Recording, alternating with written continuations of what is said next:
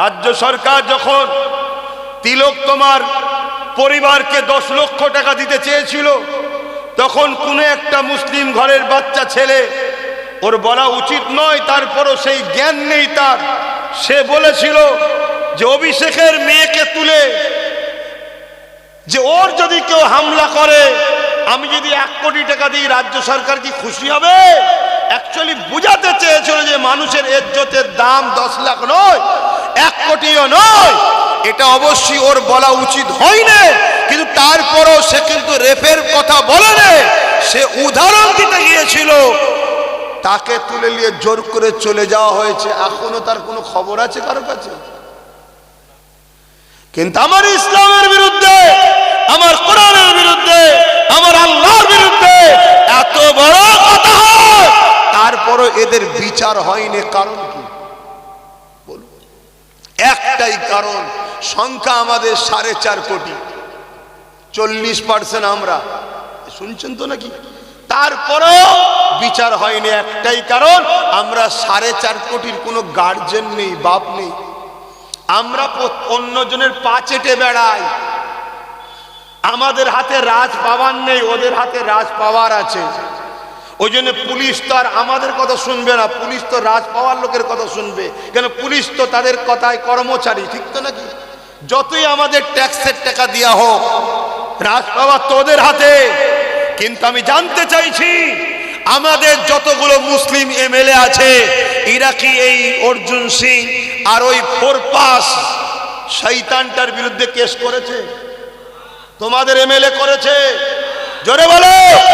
তোমাদের এলাকার প্রধান মুসলমান যারা আছে করছে? 44টা নাকি মুসলিম এমএলএ আছে, মন্ত্রী আছে, কেউ কেস করেছে? তাহলে কাদেরকে জিতিয়ে রেখেছো বলো? যে কোরআনের পক্ষে নয়, ওর হাতে আল্লাহ পাওয়ার দিয়েছে, ও একটা কোরআনের বিরুদ্ধে কেস করলো না কেন? ও জানে আমি কেস করলে পরের বারে মমতার টিকিট দেবে না। তাহলে তুই টিকিটের জন্য কোরআনের বিরুদ্ধে কেস বিরুদ্ধে যারা বললো তার বিরুদ্ধে কেস করলি না, তাহলে আমি বিপদে পড়লে, আমি মরলে মনে হয় এই মুসলমান আমার সাথ দেবে? জোরে বলো। তাহলে আগামী দিন বলো। গত কয়েকদিন আগে 4 পাস চরিত্রহীন জালিম, সে বলছে কোরআনের মধ্যে ভুল আছে, আর কোরআন নাকি মানুষ লিখেছে। কথা বুঝে আসছে না? নাই। তাহলে তোমরা যতগুলো জালিম অত্যাচারী আছো, সব এক জায়গায় হও না, হয়ে দেখাও না একটা সূরা লিখে। এই কোরআনকে নিয়ে পৃথিবীতে যুগে যুগে রিসার্চ হচ্ছে। কেউ 27 বছর, কেউ 28 বছর ধরে রিসার্চ করার পর তারা বলতে বাধ্য হয়েছে কোরআন কোনো মানুষের কথা নয়, কোরআন হলো কালামুল্লাহ, আল্লাহর কথা। তাই আমিও কোরআনকে মেনে নিলাম। জোরে বলুন সুবহানাল্লাহ। আমেরিকা বলুন, ব্রিটেন বলুন, ফ্রান্স বলুন, আর হিন্দুস্তান বলুন, আজও দলে দলে দলে দলে দলে দলে মানুষ কোরআনের দিকে আসছে। জোরে বলুন সুবহানাল্লাহ। তাই এরা কোনো দিক দিয়ে বাদ দিতে পারছে না, লাস্টে কোরআনের নামে মিথ্যাচার করছে। কোরআনের নামে মিথ্যাচার করছে। কোথা থেকে একটা কি লিখে নিয়ে ফেসবুকে ছেড়ে দিয়ে বলছে, এই দেখো আমি যা বলেছিলাম এই তো। ওরে মূর্খ, কোরআনের শানে নজুল কাকে বলে বুঝিস? অর্থাৎ আয়াতটা নাজিল হয়েছে কারণ কি এটা বুঝিস? নাসেক মনসুখ বুঝিস? কোরআনের অনেক আয়াত আছে, একটা আয়াত দিয়ে আরেকটা আয়াতকে আল্লাহ রদ করেছে, বাতিল করে দিয়েছে। কিন্তু কোরআনের আয়াত সেটাকে অস্বীকার করলে ঈমান চলে যাবে, কিন্তু ওটা প্রযোজ্য নয়। কথা মাথায় ঢুকছে না? ঢুকে না? যেমন একটা প্রেসক্রিপশনে গেলেন ডাক্তারের কাছে, ওষুধ লিখলো, 1 সপ্তাহ যাওয়ার পরে ওই প্রেসক্রিপশনের ওই ওষুধকে কেটে অপর দিকে অন্য ওষুধ লেখে না? লেখে না। কারণ ডাক্তারই জানে রুগীকে এখন কি দিতে হবে। আগে যেটা দিয়েছিল ডাক্তার কি ভুল দিয়েছে? না, আগের ডোজটা তখনকারের জন্য ঠিক, দ্বিতীয় ডোজটা এখনকারের জন্য ঠিক। তো কোরআন একটা আয়াত দ্বারা আরেকটা আয়াতকে মনসুখ করেছে। তাই নাসিক মনসুখের জ্ঞান আছে 4 পাসের।